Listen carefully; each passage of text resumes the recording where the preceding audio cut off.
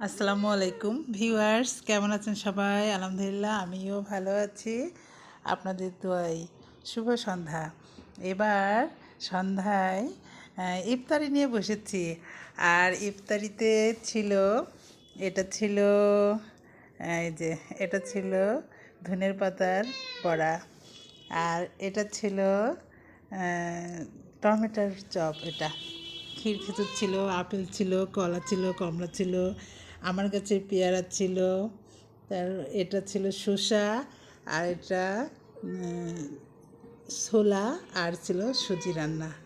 আর আমার বিড়ালটাই যে ও কিন্তু সত্যি সত্যি আজকে রোজা আছে। আমি ওকে খাবার দিয়েছিলাম, ও কিন্তু খায় নাই। আর ওর জন্য এই যে মাছ ভাজি আর ভাত এটা দিয়ে ও ইফতারি করবে। আমি তো অবাক হয়ে গেছি যে ও আজকে রোজা আছে। আমি ওকে কিন্তু খাবার দিয়েছিলাম বিকালবেলা, কিন্তু খাবার খায় নাই। তাই ও সত্যি সত্যি রোজাটা রেখেছে। আর ওর জন্য ও তো এগুলো খাবে না, তাই ওর জন্য মাছ আর ভাত এটাই ওর খাবার। এটা ওকে খাইতে দেব।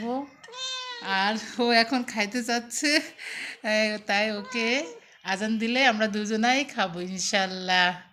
আমার ঘরের বিড়ালটা এত লক্ষ্মী আমি জানতাম না। আসলে ও অনেক লক্ষ্মী লক্ষ্মী একটা বিড়াল।